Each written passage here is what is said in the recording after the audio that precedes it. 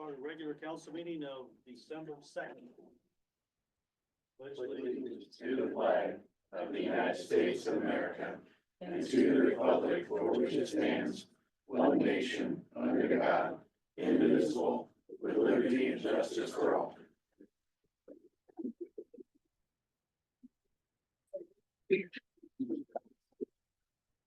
All right, roll call please.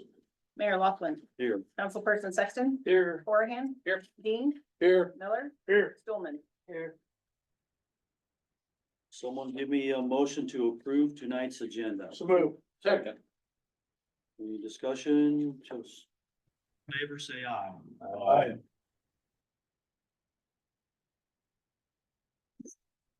All right, the consent agenda consists of approving the minutes of the November 18th regular council meeting. Approve a Class C retail alcohol license for Urban Lou's. Approve October monthly financial report. And the claims of December 2nd. Motion, anyone? Second.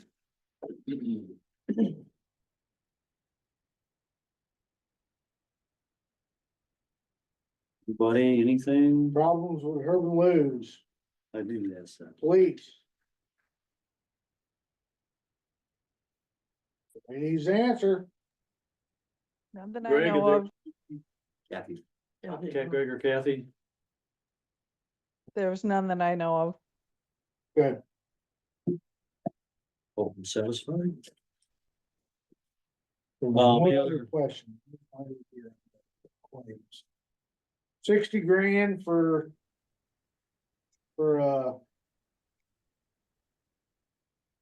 Dave.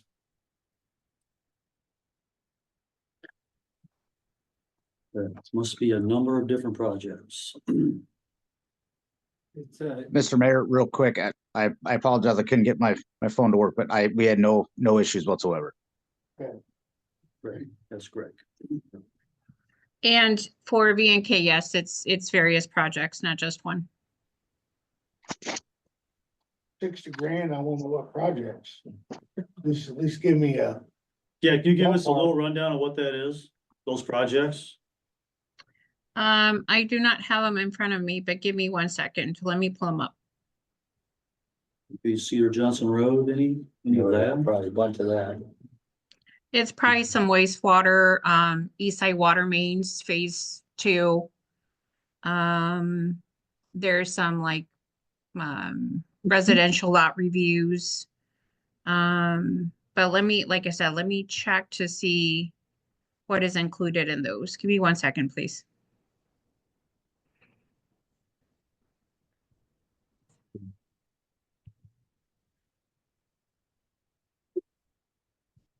They're doing site plan permits? Any site plan? There were a few I just filled out, but it was only like $400.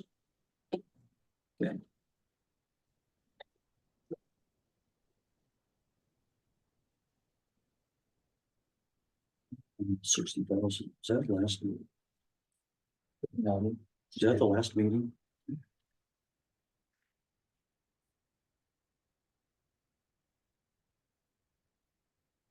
We might be looking at the last meeting call. is it?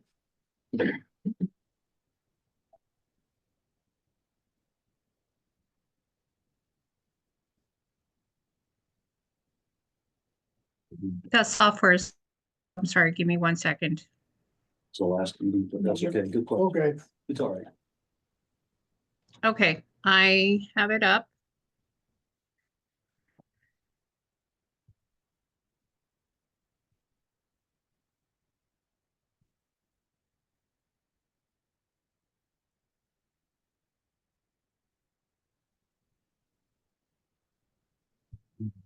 And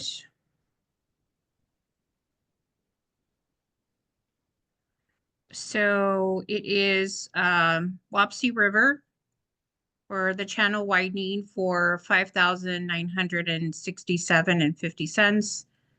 Wastewater treatment facility 2,280. Eastside Water Main Phase 1, or I'm sorry, Phase 2. And the biggest one was for Cedar Johnson Road reconstruction for $42,100. Good, them for. Thank you, Heidi. You're welcome. Any other questions on claims and or monthly financials? Okay, hearing none, let's vote on the consent agenda. Councilperson Dean, Yes. Horahan, Yes. Sexton, Yes. Stulman, Yes. Miller. Yes. Okay, presentation's open forum. We'd like to hear what you have to say. We'll listen to you. We cannot take action. Brian Shea, Mr. Brian Shea is up. Yeah. Yes, please. Okay. My name is Brian Shea. I'm not sure some of you are new, maybe some of you. I've done a couple projects in town, built some houses on, some duplexes on, or townhouses on Hillside, Patterson. We did some of the first townhouses on lot 12 out behind the BP, and I'm here tonight to talk about the eastern section of lot 9. Can you put that up, or should I just kind of walk through it? You just kind of walk through it, I'll try and. We have it in front of us. Okay. Yeah, Yeah. So you have the entire thing? Yep. So there is the initial site plan is just a highlighted copy with yellow boxes over the area, just so you're familiar where I'm talking about. The second site plan shows, the original site plan is 4 threeplexes, I believe. And what I'm requesting is for that to be modified to 2 8plexes. So it is 4 more doors. Primary reason why I'm here, I wanted to kind of get council's input before I would move forward and waste a bunch of my money and your time getting the site plan modified.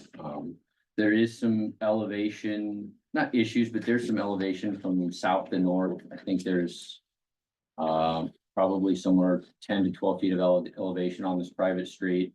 So each one of these units, either every unit or every other unit would need to be stepped. Which is not a big deal, but obviously it would take some change in engineering on my part and then some engineering review. From Dave or whomever's doing that for you guys now.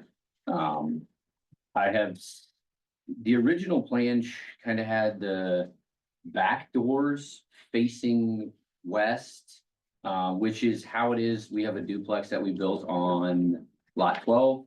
We really struggled. Actually, we didn't sell that unit. We ended up converting it to a rental. We got that thing to below our costs and still couldn't move it. So to me, the front of the house kind of facing those tall pine trees to the east, and the garage is what you see in the back. Just it doesn't make sense, and it didn't sell. So this turns it around, puts the front door, it goes to a single stall garage rather than a 2-stall. And it puts the front door on hickory rather than around the backside. It deletes $100,000 in retaining walls and sidewalks. And I honestly I wasn't part of this. Obviously we bought this lot 12 from Chad Cuny, the original developer. So I think this makes sense. And really the 2-bedroom, 2-bath, we really struggled selling that also with the initial on lot 12. So this is 3-bedroom, 2.5-bath. Whether it's for sale or for rent, I think that the 3rd bedroom is huge. I think it's more important, at least from what I'm seeing, it's more important than the 2nd stall garage. I did go ahead because I have built some of these units, not these units, but a similar type of unit on Madison and Kirsten off of Downey. And really the only complaint about those units has been lack of parking. So I went ahead, set the house back an additional 15 feet so we could get 2 car. If you have a single stall garage, half of the units, they're gonna fill it with their stuff and not park in it. So you still need 2 stalls out. I think in order to be able to market 2 parking spaces off street, So that's why I've kind of set these back further to the east off of Hickory. I think by dropping the units, we can do like a 10 by 12 patio for each unit. Again, having 3 bedrooms rather than 2, which is what the existing approved buildings are. It helps me and it makes sense, and the 8 over the 12 units is, I can fit it. I've built this project before. The shared cost of the foundation, 1 4-inch main drain line can service all 8 units easily. The 2-inch water service to each building, again, the foundation, just a lot of those costs with the shared 2 hour separation between the units is significantly cheaper than having multiple exterior walls with the siding and stone and roofing. So that's really, it's an economy of scale thing. So really that's, I guess, that's what I have to So say. you're proposing these Yes. 8 of them in a row? Yes, Right. yep. Now, the difference is I will have to, those will be, and that was just kind of for reference, but I will have to mirror them so the garages are separate instead of together. So right there, those are just because of the elevation change. So, and that also helps, it keeps the master bedroom off of each other. To provide context, this is in a planned unit development zone. One of those purposes is to provide flexibility on projects that are a little bit more difficult. So to kind of, Yeah, and this does, when this entire subdivision is built out, this will be. Part of this will be right on, I mean, it will always be on the interstate, or you know, that noise will never go away. So rather than how it was originally designed, the most expensive units or the most expensive units to build were those, and that doesn't make sense to kind of, you know, I mean, I think there's a reason why along the south side he put the 12 plexes, and I think the proposed, is there storage units Storage. proposed? And then this would be next to there's storage units, and then the detention retention area, and then these units, and so I think it, price point, you know, we're trying to get to like, 230 to 240. I can't let you hold me to that because it's just so many, I mean, if interest rates go down, lumber is gonna go through the roof. But we built the 3-plex that we built there, we sold the center unit, which is 2-story, 2-bedroom, 2-bath, and then the 2 slab on grade units for, I think we were 219.5 on the center unit and 220. And essentially we sold those at a break even because we had to move something and get going out there, get people living out there. And honestly, it hasn't helped that much. I know we have, the intent was to sell all of those units. We ended up selling 3 units and keeping 6. The next, I sold the rights to build the next 2 4-plexes. And the next one, at least his intent was to sell all those, and and he hasn't had any luck. I know a lot of that has to do with interest rates and just kind of the townhomes. That lot cannot be converted to attached single family, which would allow for 30-year fixed rate financing. So when you go to sell those units, you're at 7.75 or 8% interest. And that's no bueno for most people, which is understandable. Well, I'm in favor of letting this happen, so. I guess my question is, there's not a zoning issue with this, I'm assuming? I don't, PUD. no issues. To redo the site plan. So each lot would be an individual lot, I correct? correct. It Once would be. again, Yes, it would be. yeah. So it's my understanding that the developer got that approved. Now, they haven't set the pins yet.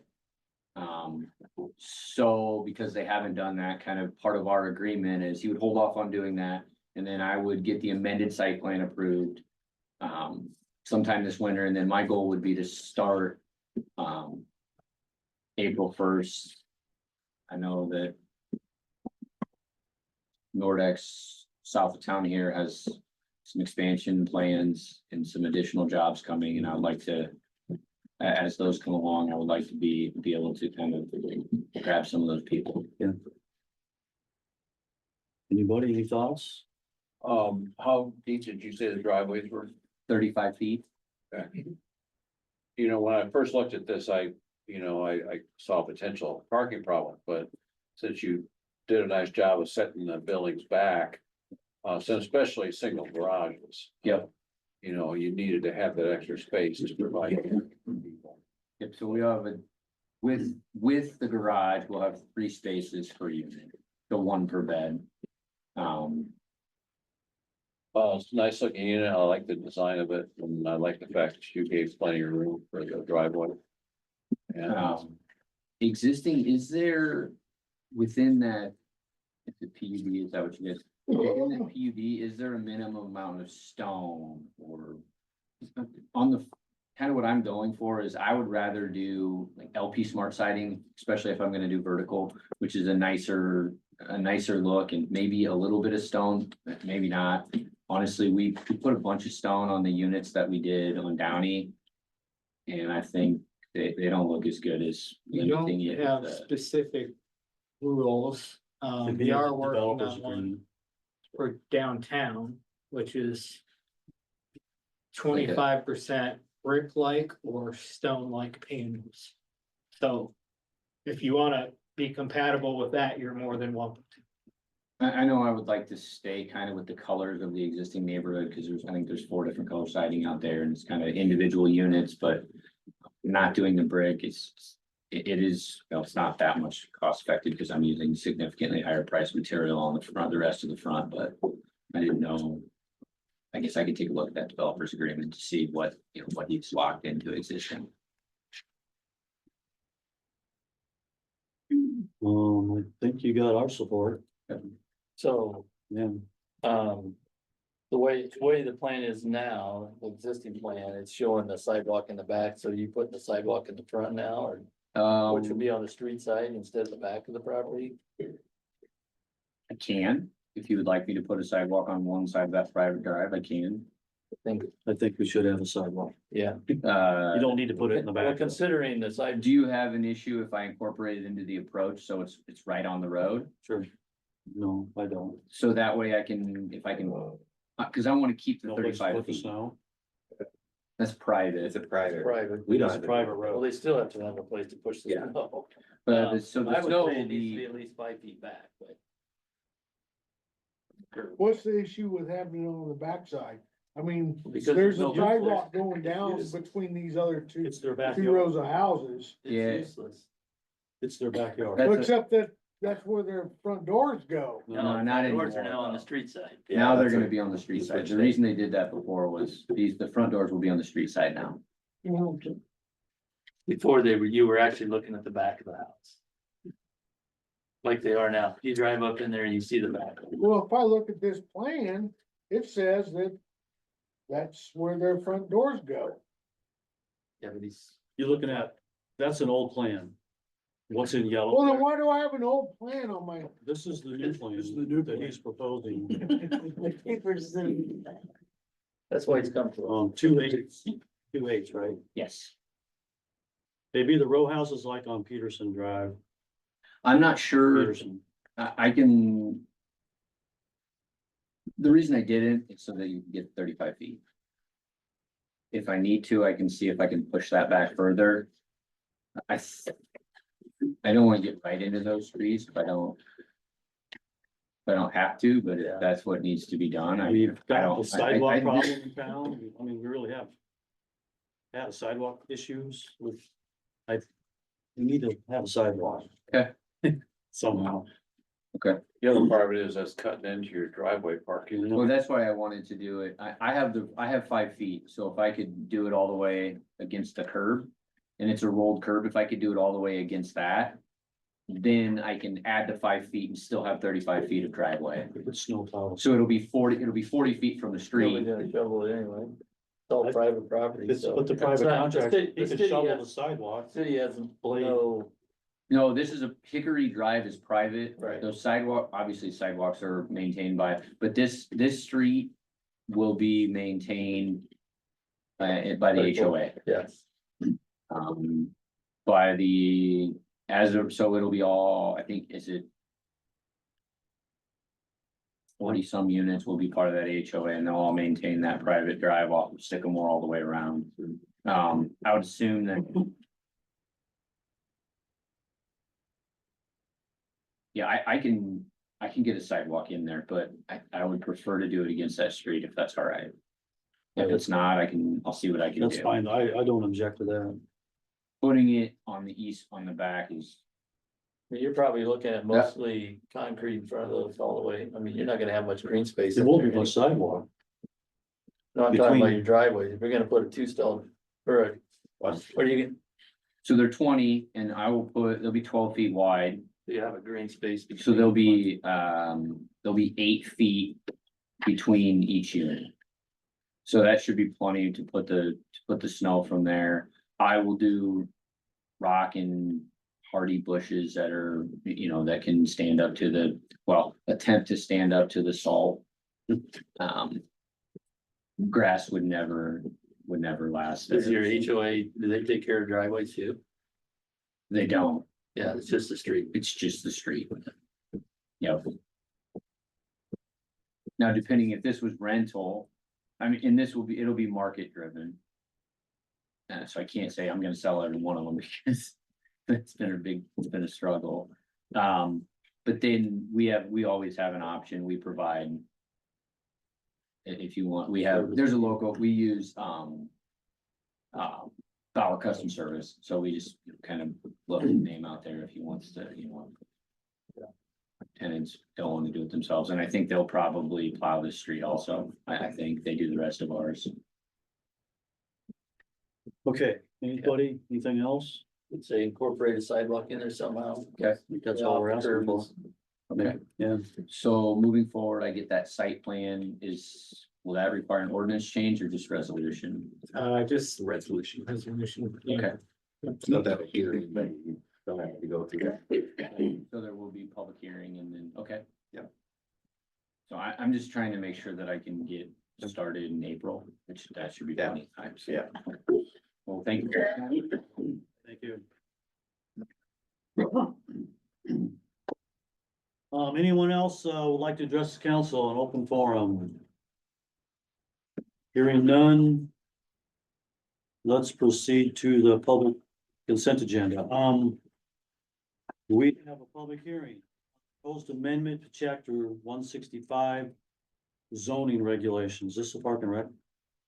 No. What is this? Oh, that's all right.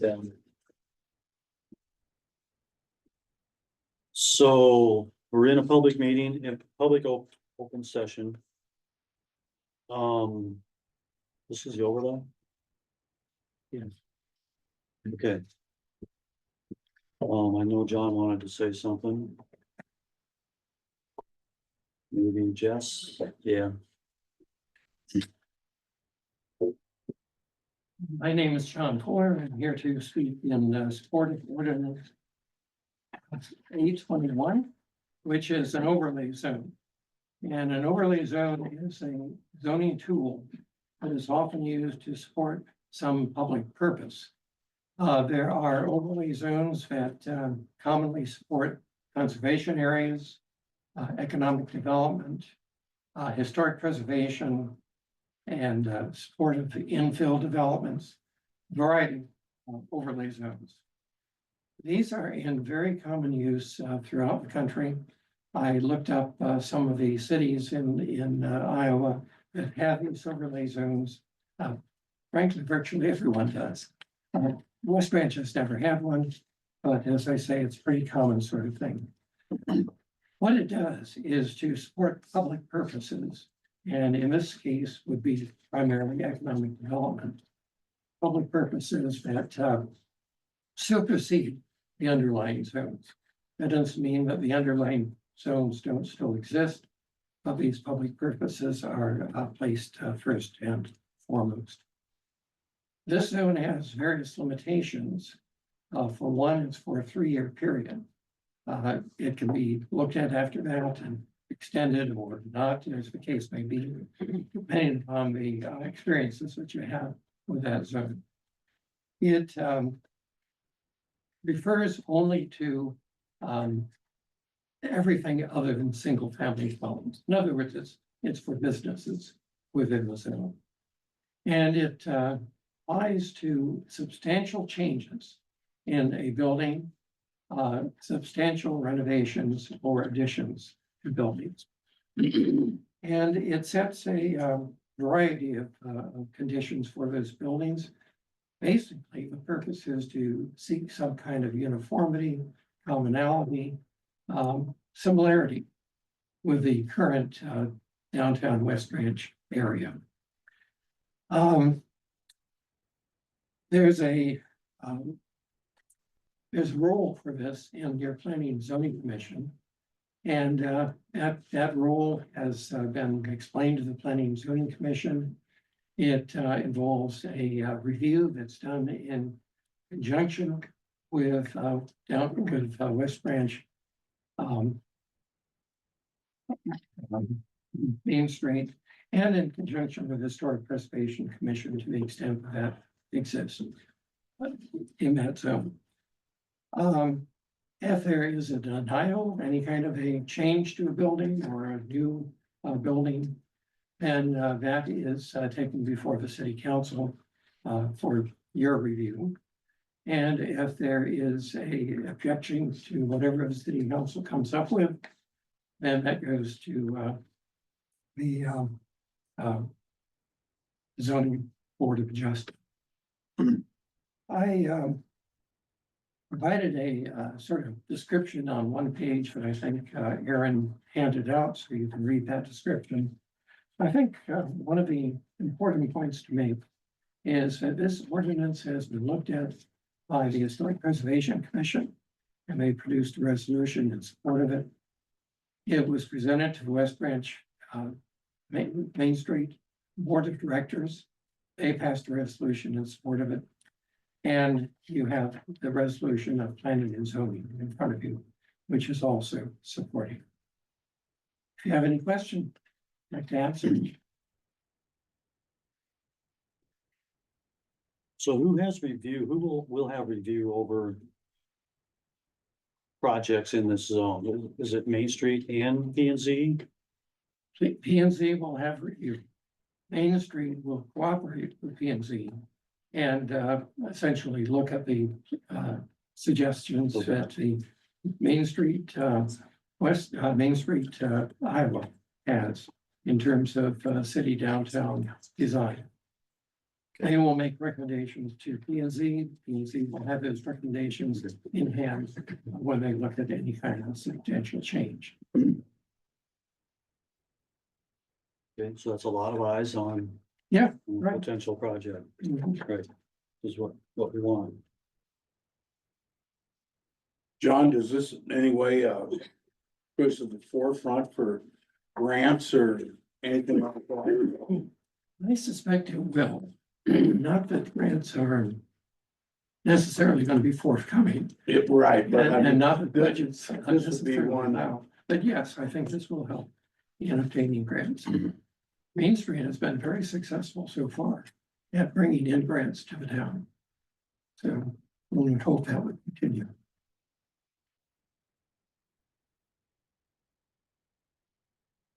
Is Main Street on board with this? Yes, they passed a resolution of support. And I'll speak there. Okay. Is there an increased cost expense to this? I don't see any increased cost. This is essentially done by volunteer labor, both with Main Street and with P and Z.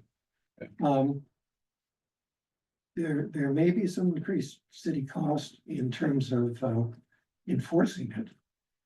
In other words, if it's denied and if it's upheld by the by city council and that it does not get approved by zoning board of adjustment, and there might be some degree of enforcement costs.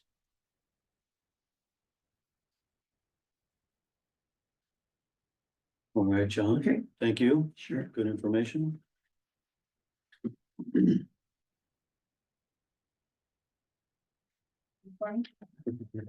Yes, Simon? Hi, all. Jesse Simon. As the Director of Main Street West Branch, I am here tonight with many of my volunteer board members and leaders to speak in support of adopting the overlay district to guide design projects and building use within our downtown and other key areas of our community. This tool is not a regulatory framework. It's an opportunity to safeguard what makes West Branch special while paving the way for thoughtful and strategic growth. Our historic downtown district is the heart of our community. It embodies our shared heritage and serves as the anchor for local businesses, civic pride, and community life. The buildings and streetscapes tell the story of who we are, and preserving their character is essential to maintaining our community's identity. But preservation alone isn't enough. We must also position our downtown to be a vibrant, economically viable, and inviting destination for residents and visitors alike. We believe that the proposed overlay district can do this in 4 different ways. Ultimately, by first creating a cohesive downtown experience. Our current Main Street district doesn't fully capitalize on its potential. By including properties east of the historic district, you can see on the map here, the historic district is just the little red section. The purple district is technically our entire Main Street accredited downtown district. So that's what Main Street, Iowa sees as our Main Street district. And beyond that is what is being called prosperity pathway or whatnot in the proposed overlay district. So we believe that developing this strategically will help to keep those spaces connected with the core, fostering a seamless walkable downtown so that the entire Main Street district starts to feel more like the historic district that is so special and really truly the thriving part of our community. This cohesion will encourage foot traffic, support placemaking efforts, and make West Branch a destination for shopping, dining, and recreation. Secondly, we think this will help support economic vitality. A well-defined overlay district ensures that new development complements existing assets rather than detracting from them. By providing clear guidelines for building use, design, and placement, we create an environment that attracts investment while protecting the character of our downtown. This balance is essential in retaining and expanding our business community. Third, we believe that protecting our historic significance is key. West Branch's charm lies in its unique blend of history and small town hospitality. With an overlay district, we can safeguard architectural integrity while allowing for modern needs, ensuring that our legacy remains intact for future generations. And lastly, we believe that this will enhance the quality of life. A thriving downtown is about more than just commerce. It's about community. Strategic growth in our downtown district will create spaces that bring people together, whether for special events, everyday shopping, or simply enjoying the atmosphere. This effort aligns directly with our shared vision of making West Branch a great place to live, work, and visit. Adopting an overlay district is a proactive step in ensuring that growth strengthens our assets rather than diluting them. Something we've been talking about a lot over the last few years with all the growth that we're experiencing here. It provides a solid foundation for making decisions that reflect our community values, protect what we love, and embrace opportunities for improvement. I urge you to support this initiative as an investment in our future. With your leadership, we can continue to build on the momentum we've created in our downtown, ensuring that West Branch remains a destination for generations to come. Thank you for your consideration. We also welcome any questions.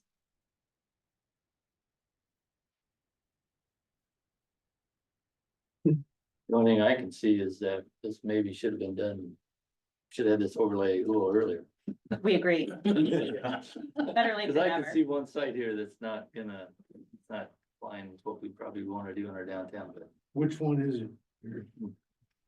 the Pearl site probably. Not that what's going on there is not nice, but it's just. I don't know. Think we might have had a few more. Historical significant vocabulary into the building, but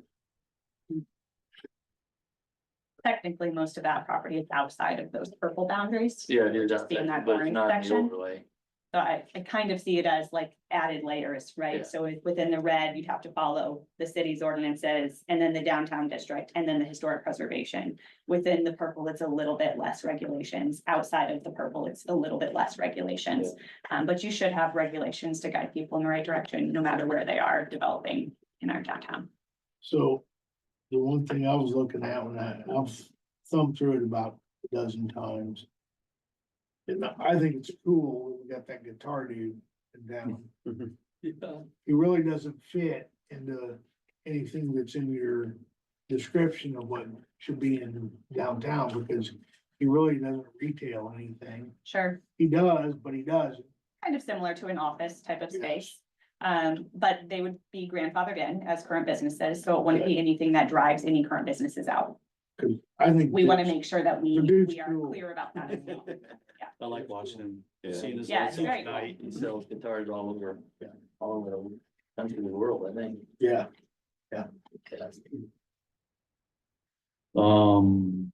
Okay, thank you much. Thanks for coming, guys. Any other public comment on during the public hearing? Hearing none, I will close. And move on to the first reading of ordinance 821. Amending chapter 165 zoning regulations. We have a name for this. Overlay district. Give me a motion then to approve the move. Second. this overlay district. Any discussion? You know, we don't do enough of this sort of stuff. Anything to preserve what we have downtown and enhance its growth, we need to get behind. My part-time job, I drive through eastern Iowa, and small town Iowa's dying. But you come back to Iowa or come back to West Branch and it gives you hope. But other than that, it's dying. Yeah, I've been to northern Cedar County towns. Yeah, It's not pretty. no. Watch here is ugly. Haven't been to watch here. Yeah. He ain't missing much. Okay, any other discussion? We got a motion to approve. Let's go ahead and vote, Leslie. Councilperson Dean, Yes. Miller, Yes. Stulman, Yes. Horahan. Yeah. Sexton. Yes. Okay, first reading's approved. Do we have to have an public hearing before each? No. Right. Was it? All right. Thank you guys for all your. Thank you. All right, second reading of ordinance 820. Amending chapter 47 municipal parks, policies and regulations. Give me a motion, someone. Second. Any discussion? So second, yeah. Hearing none, let's vote. Councilperson Dean, Yes. Sexton, Yes. Horahan. Yeah. Miller, Yes. Stulman. Yes.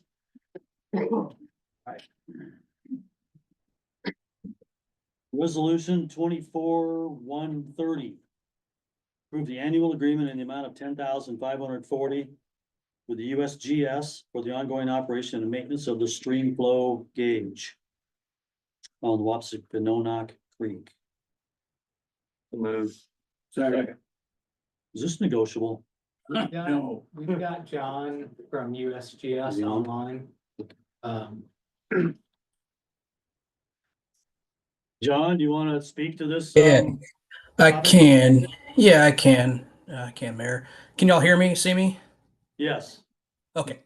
Apologize, I can't be there in person. I'm still out of town for the Thanksgiving holiday with some family. But yeah, so just an overview here of what we're doing is it's the annual operation and maintenance of the stream gauge, the USGS stream gauge on College Street there. We've had it going for about 8 years now, and it's collects the real-time continuous water level data from which we compute the stream flow data. So it's we feel it's important for many reasons. It's not only the real-time data, but almost more importantly for you all is that historic data that it collects that we process and approve. So in not just the water level, but that stream flow data is what gets used in models for a lot of the purpose for watershed modeling for any proposed changes for retention structures or other changes in the watershed. So it's really that historic data that really is useful for, I would say, for you all. Not that the real-time data isn't, but it's that historic data that is there. Is really useful. And we've got 8 years of data there now. We started this gauge, the stream gauge, back when we started to do the watershed model for the city, and then kept it going after that was published. And once I may have mentioned this in previous years, but once we start to get to 10 years of data and beyond is when we can start to really compute data statistics for that location. For example, for like the 100-year flood, the 500-year flood, we can start to really use the stream gauge data at that point. Right now, it's based on regional equations that are developed really without using that data at site there. But it's been useful to calibrate models. We get questions from engineering firms about our data and the model that's been published. So that's what this is for the next 12 months of operation here for the 2025 calendar year. So this used to be a 50-50 split on the cost, and now it's a 2/3, 1/3 split. How come? Yeah, I understand the question. So our funds actually are not going up at all, and I know funds from all entities are getting tighter and tighter. So we can't increase our contribution anymore. In fact, when we start new stream gauges with partners, we don't even contribute any because we don't have any additional funds to contribute. So if another city, Iowa City or Tipton or whoever would want a stream gauge, it would just be on that entities on them for the full cost. So we've grandfathered in people that we have agreements with, like City of West Branch, with that money that we've started from the beginning. And the first 5 years, I would say, I think it was about the first 5 years that we've been operating the stream gauge, we kept West Branch side the same. It's been flat. Actually, we came down 1 year because we were able to achieve some efficiencies. But the last 3 years, as you all know, with things, I'm sure with your all budgets, they're getting tighter and tighter too. So I understand the question, Mayor. It's a very valid question. But the last 3 years we've had to come up in costs just to make ends meet. We're not in the money making business at all. We just need to make ends meet, and that's why our portion has been flat, and the cities has gone up. Cool. So my experience with this is that we started this, I don't know, maybe 12 years ago when we thought we were gonna do a creek widening project. Hey, I think we're still on it. But so we wanted this research to see if it did any good. At this point, if we were to dump it, then we've wasted all that money because we still haven't got the project done. We don't know what good it did or didn't do. And I understand that they used to pay for half and now they don't. We used to do a whole bunch more, now we don't. We cut a bunch out. This is very, very important. Can't we use this data for, if we ever decide to go upstream on the Wapsie Nonoc to? Absolutely, it would go, well, the mayor's part of that whole group, but, obviously, the more data we have, the more grants that we're eligible for that we probably aren't What gonna we need get. is, once the And- creek is widened, we need a major flood event Yes, to see if it's affected. absolutely. And this data would show that. The more knowledge we have, the better off we are. We have the money in the budget. We have a stormwater budget that's actually for stormwater. So this would be a no-brainer for where it should go. And Okay. it would just be dumb to stop at this point, That's agree. that's my 2 cents worth, take it for what it's worth. Yeah, right. Okay, anything else? Is there an end date to this? I mean, is this Yeah. gonna, I mean, I realize. I talked to Dave and find out when our stormwater project's gonna happen. That's the end date. So John, Nania, I suppose yeah. once we get that creek widened, we would probably try to wait for some sort of minor flood event to see if we get some good data into that. I'm not sure we'd pay for it after that. So You're that's our end checking date. it for another 20 years. That's our end date. Yeah. Yeah, I don't want you all to have another flood. That's not something we all want you to have. But yeah, that'd be up to, of course, we don't want you to spend your money on something that you don't think you need. So between you all and the engineers you work with, I think, and what advice we could provide too. But yeah, whenever you decide you feel like you no longer need it, yeah, we would certainly discontinue the site. But again, I'd encourage you to at least get to that 10-year mark. Again, you all have tight budgets too, so I want you to do what's best for the city. But I at least can encourage you to get to that mark, work with your engineers, and Okay. Again, we spent this much money this far, and it's not like we don't have it. We have a stormwater budget. Yeah. It would be dumb not to finish the project. John, I have a question for you. Is Sure. there any way you can monitor what the National Park Service did in stopping water versus the water flow coming down the Wapsie Nonoc? with the changes they made in the park, you mean? Yeah. Yeah. There's certainly could be some modeling efforts done. Unfortunately, that we did have a stream gauge in the park, which was used to calibrate the model that we did with the city along with College Street. But unfortunately, that stream gauge has been discontinued. So kind of like what you're all saying is you want to, keep this gauge partly to see its effectiveness on any changes in the watershed. That stream gauge in the park was discontinued, so we don't have any real data after the fact. It would all be modeled.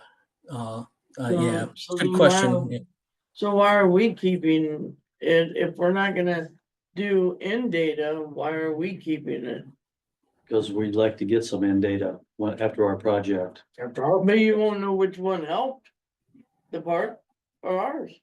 It would have been nice if the park would have kept theirs going, the government would have kept their end of the deal and kept it going. Well, they'd have to pay 100% of it. I I guess think I chose did. tonight to come. Pete Swisher, Superintendent of National Park Service. Yeah, we did discontinue ours after our project was complete in Did you get any 2020. data? We kept it through. John, was it 2021? Oh, that sounds right, Pete. Yeah, it's about 2021, I think. Yeah.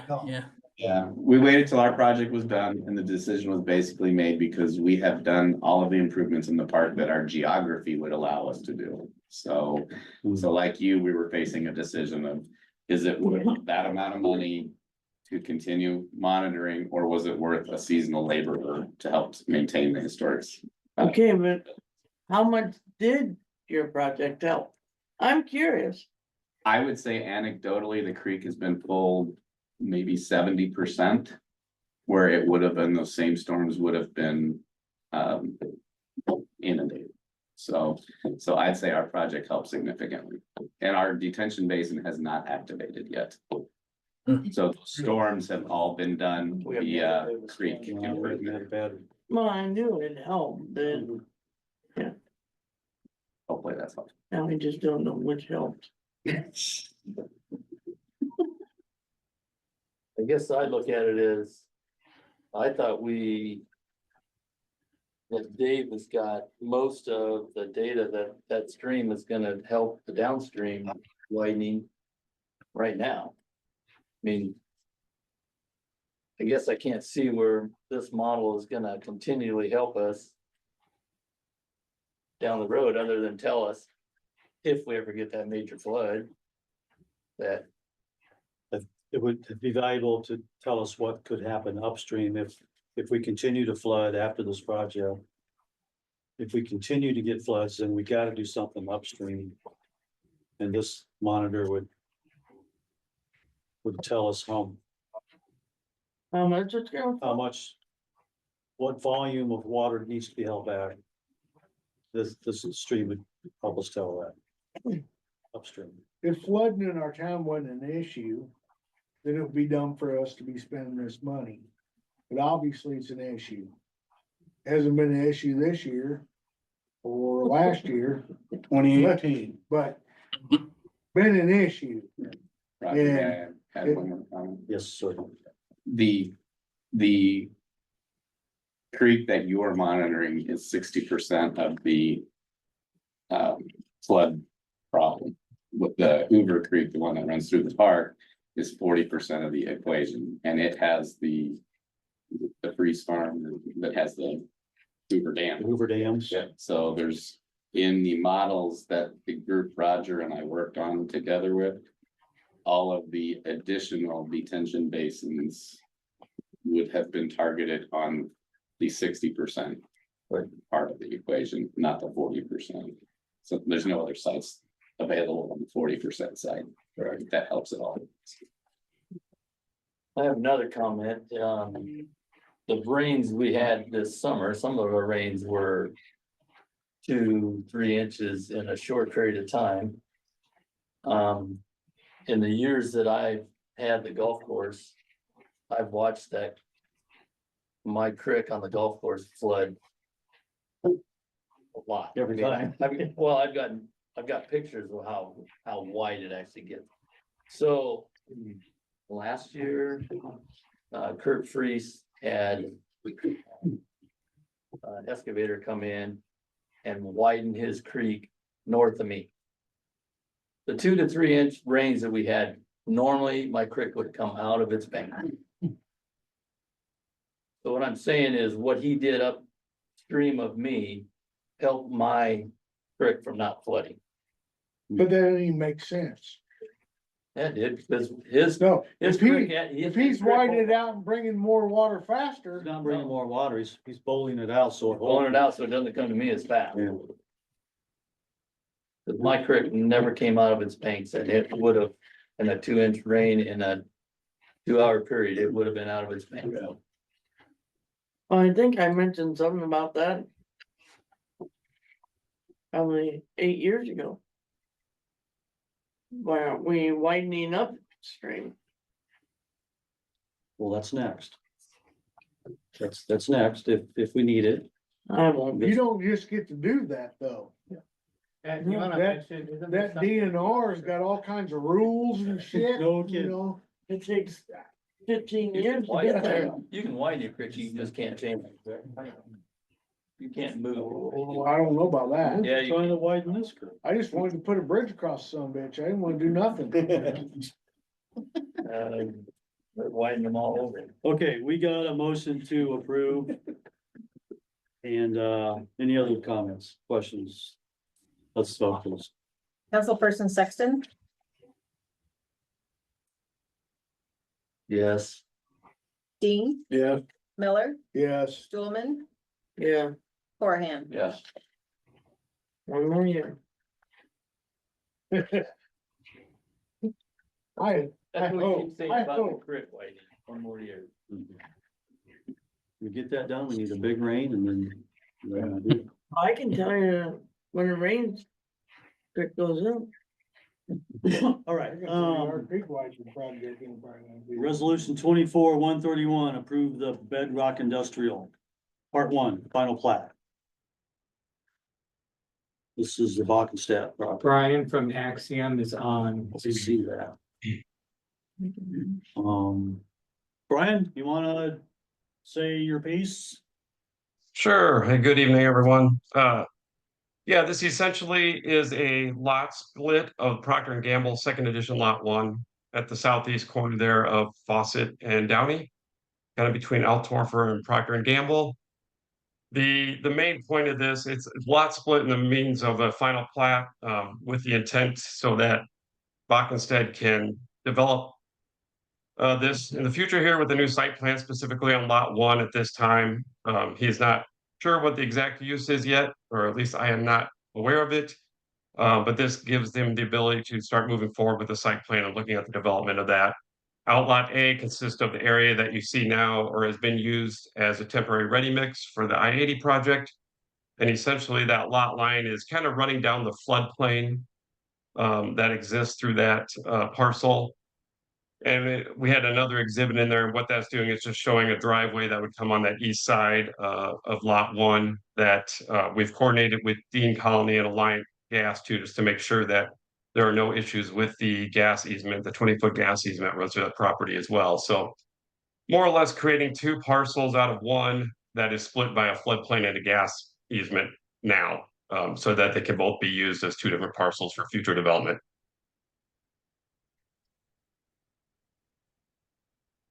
Okay. That's it, just a little subdivision. Any other So this is questions? the eastern portion of them. We're approving the whole thing. We would approve lot one and lot A, together, it looks like.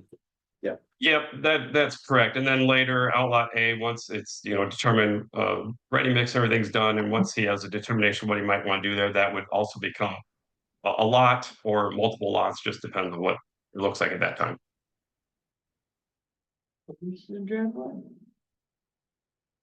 it would be over on Fawcett, but it's clear over. We're over in the corner. Oh. Am I right? Oh, Yeah, I don't think we really care where the driveway is, we're Oh. just looking at I thought subdivision. I was on the wrong road.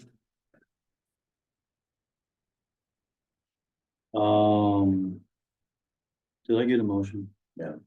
I need a motion, please. Second.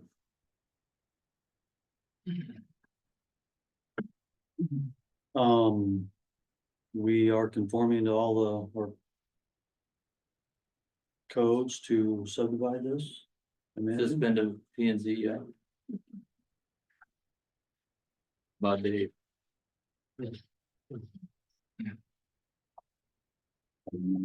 What our issue would be with it then? Vote. Yeah. Any other comments, questions?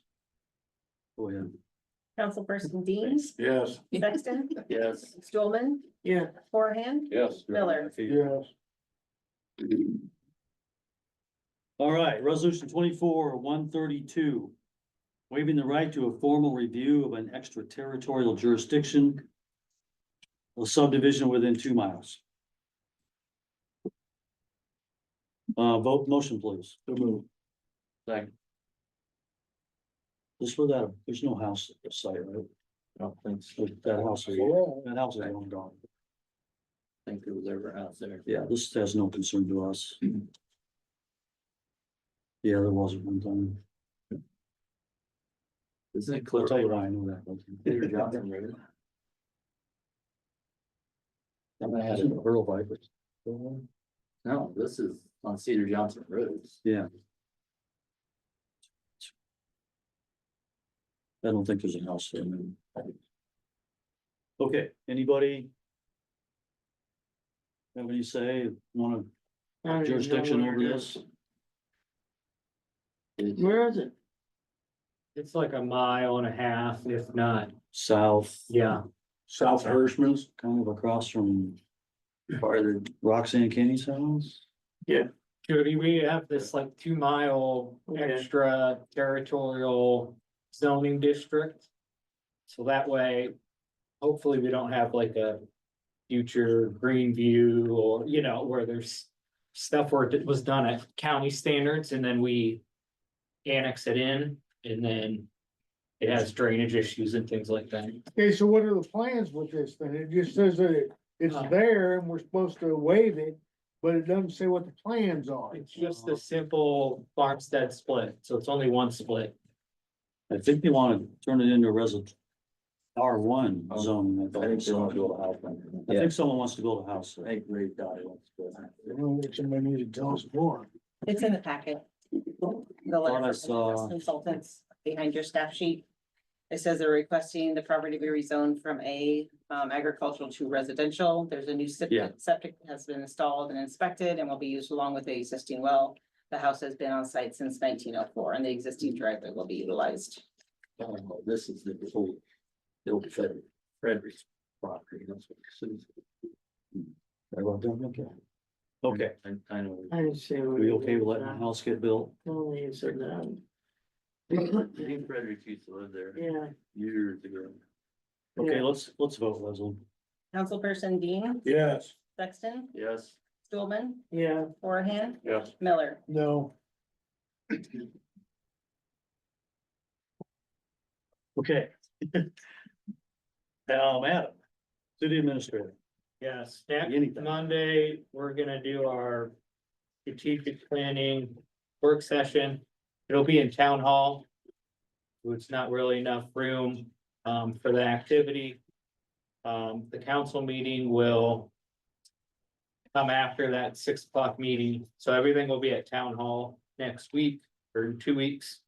Heidi and I have been working with ECIA to gather a bunch of questions on what you guys want to see in the city's future LMI housing fund. I think I'll have those questions to you by like February, once we get through Some the parameters. budget, yeah. Everybody fill out their sheets. No. Okay. Get it to Adam as soon as you can. Is that it? Yep. Nothing. I think Dave's on, is it? We got B and K, He's not on. they're not on, okay. City staff, anyone? Leaf pickup done? Good, cause I got a pile in my car. Sorry. That can be the last thing. I did it. Are we notifying the public that? I believe it's been on Facebook.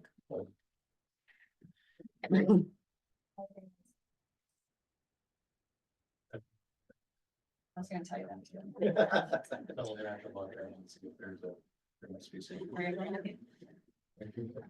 All right, comments from mayor and council. I just want to say Christmas past is coming up this coming weekend.